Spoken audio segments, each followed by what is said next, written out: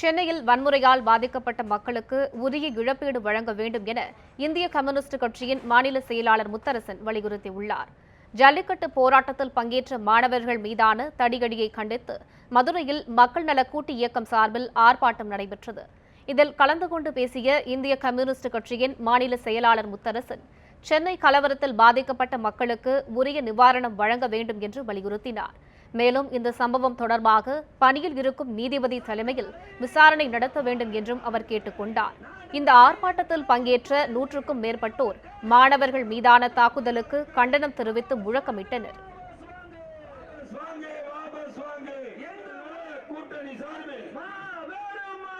பொதுமக்கள் பாதித்திருக்கிறார்கள், பெண்கள் பாதித்திருக்கிறார்கள், இளைஞர்கள் பாதித்திருக்கிறார்கள். அவர்கள் அனைவருக்கும் நிவாரணம் வழங்க வேண்டும். தேசவிரோத குற்றம் சுமத்தி பொய் வழக்கு போடப்பட்டிருக்கிறது. இதுவரைக்கும் ஏறத்தாழ 156 பேருக்கு மேல் கைது செய்யப்பட்டிருக்கிறார்கள். மற்றவர்களை தேடிக்கொண்டிருக்கிறார்கள்.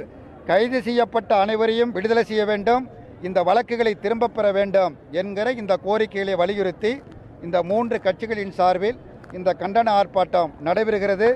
அரசு உரிய நடவடிக்கை எடுக்கவில்லை என்றால் மேலும் தீவிரமான போராட்டங்களை எங்களது இயக்கங்கள் நடத்தும் என்பதை தெரிவித்துக் கொள்கின்றேன்.